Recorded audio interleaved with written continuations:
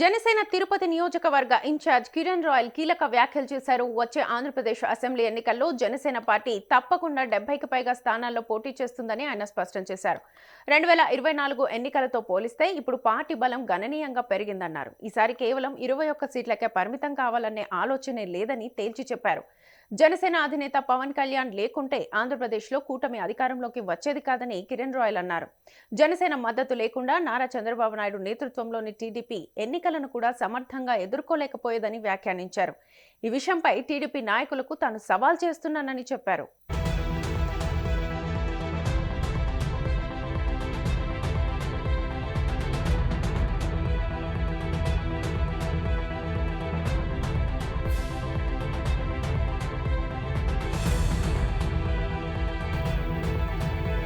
చంద్రబాబు రాజమండ్రి జైల్లో ఉన్న సమయంలో టీడీపీ శ్రేణులు అయోమయ పరిస్థితిలో ఉన్నాయని కిరణ్ రాయల్ గుర్తు చేశారు.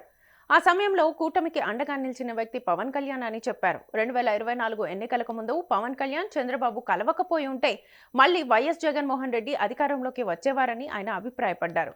ఎన్నికల సమయంలో ప్రజలు పవన్ కళ్యాణ్ పై నమ్మకముంచి ఓటేశారని కిరణ్ రాయల్ అన్నారు. రాజకీయాల్లో నిలదొక్కుకోవాలంటే ప్రజాబలం మాత్రమే కాకుండా ఆర్థిక బలం కూడా అవసరమని చెప్పారు. గత ఎన్నికల్లో ఆర్థిక పరిమితుల కారణంగా అన్ని స్థానాల్లోనూ పోటీ చేయలేకపోయామని తెలిపారు. కానీ ఇప్పుడు పరిస్థితి మారిందని, పార్టీ బలం పెరిగిందని అన్నారు.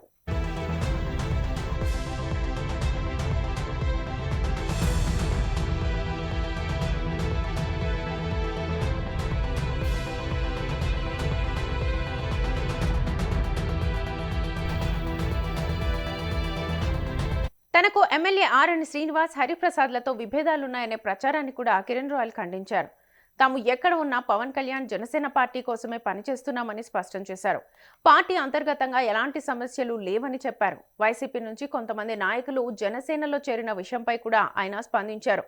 కొత్తగా చేరిన వారు ఇప్పుడిప్పుడే పార్టీ విధానాలకు అలవాటు పడుతున్నారని చెప్పారు. అందరూ కలిసి పనిచేస్తే పార్టీ మరింతగా బలపడుతుందని తెలిపారు. 2024 ఆంధ్రప్రదేశ్ అసెంబ్లీ ఎన్నికల్లో టీడీపీ, జనసేన, బీజేపీ కలిసి కూటమిగా పోటీ చేశాయి.